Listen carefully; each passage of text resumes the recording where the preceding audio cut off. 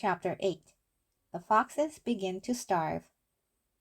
That evening, 3 tents were put up in the crater on the hill. One for Bogus, one for Bunes, and one for Bean. The tents surrounded Mr. Fox's hole, and the 3 farmers sat outside their tents eating their supper. Bogus had 3 boiled chickens smothered in dumplings.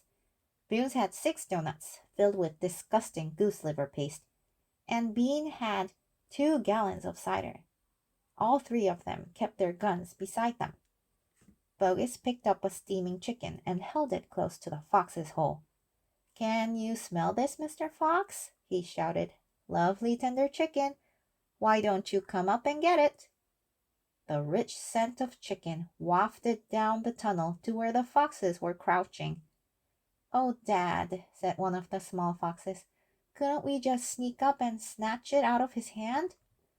"Don't you dare," said Mrs. Fox. "That's just what they want you to do." "But we're so hungry," they cried. "How long will it be till we get something to eat?" Their mother didn't answer them, nor did their father. There was no answer to give.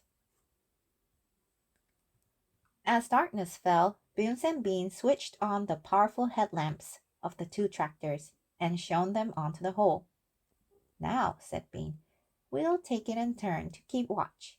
1 watches while 2 sleep, and so on all through the night." Bogus said, "What if the fox digs a hole right through the hill and comes out on the other side?" "You didn't think of that one, did you?" "Of course I did," said Bean, pretending he had. "Go on, then. Tell us the answer," said Bogus. Bean picked something small and black out of his ear and flicked it away.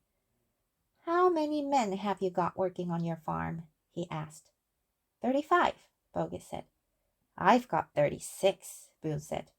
"And I've got 37, Bean said. "That makes 108 men altogether. We must order them to surround the hill. Each man will have a gun and a flashlight.